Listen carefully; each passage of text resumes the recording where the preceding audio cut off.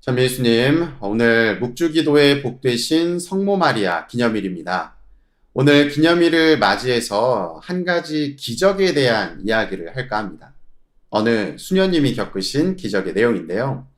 수녀님께서는 1965년 간호학교 학위를 취득하고 파리의 성 랑베르 성당 근처에 있는 성 라파엘 병원에 배정을 받게 됩니다.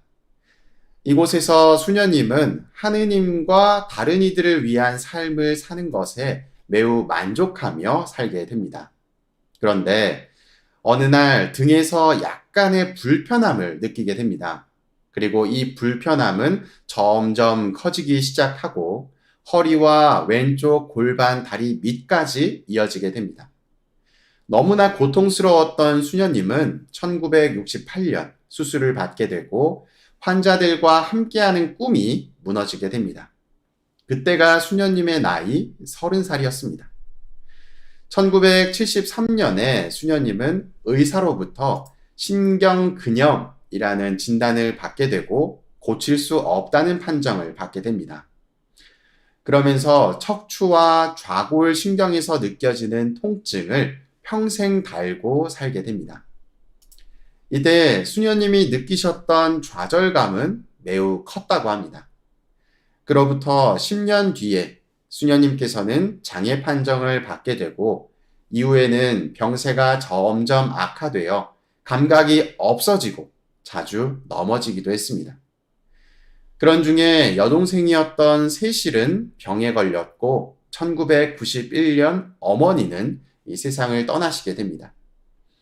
그런 중에도 수녀님의 고통은 계속되었고 나아지기는커녕 점점 나빠지기 시작했습니다.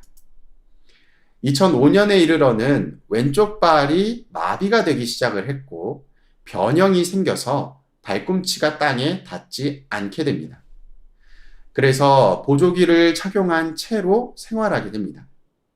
그리고 얼마 뒤 5살 어린 동생 미셸이 암에 걸려 죽게 됩니다.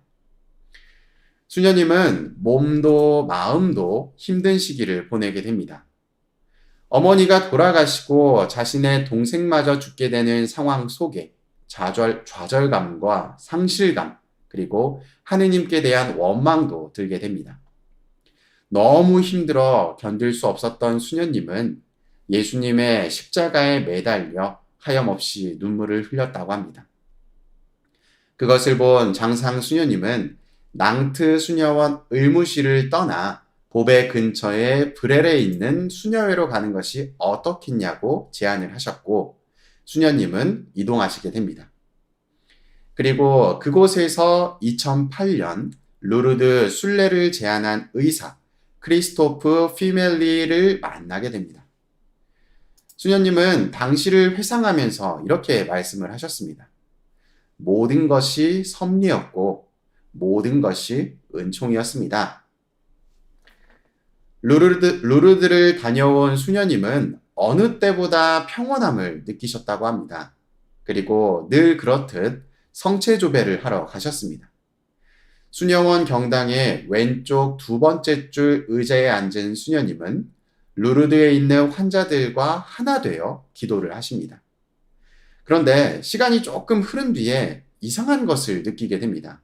몸이 점점 이완되기 시작했고 심장에서 시작된 따뜻한 기분이 온몸을 타고 이어나갔습니다. 하지만 이 기운은 보이지 않았고 아무런 말도 없었습니다.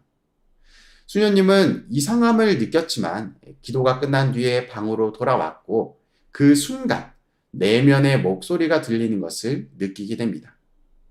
보조기를 벗어라. 그때 수녀님은 단 1초도 망설이지 않고 보조기를 벗게 됩니다.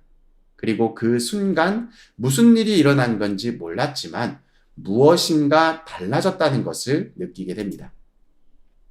변형으로 돌아갔었던 발이 돌아왔고 목도 등도 허리도 한순간에 모두 나은 것입니다. 40년을 넘게 고통 속에서 살아왔는데 한순간에 그 고통이 사라졌던 것이죠. 그리고 수녀님은 그 순간 루르드가 떠오릅니다. 그리고 이 일은 루르드의 성모님을 통해 일어났다는 것을 확신하게 됩니다.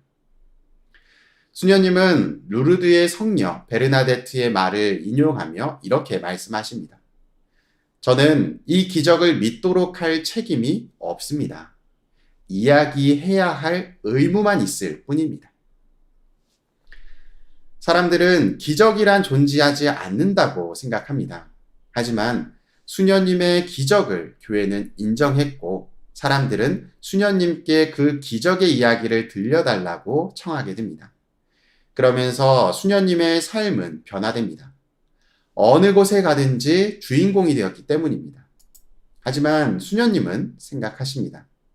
주인공은 내가 아니라 예수님과 성모님이시다. 그분들의 종인 내가 아니다. 하지만 이 기적을 혼자 간직할 수 없었고 자신이 겪은 이 일을 통해 아픈 이들에게 희망이 되는 데 사용해달라고 기도하십니다. 아무리 상처받은 삶이라도 실패나 불합리로 끝날 운명에 처해진 삶은 어디에도 없습니다. 단 조건이 있다고 이야기하십니다. 우리가 불행히 들어앉은 방의 문을 하느님께 활짝 열어드리려는 마음을 가져야 한다는 것입니다. 우리는 이것을 내어 맡김이라고 부릅니다. 하느님께서 행동하실 여지를 우리 내면에 남겨두지 않는다면 하느님은 무력하실 수밖에 없습니다. 수녀님께서 우리에게 말씀하시는 마지막 한마디는 이것입니다. 십자가를 바라보라. 삶과 죽음, 선과 악은 삶의 모든 곳에 있다. 사랑합니다.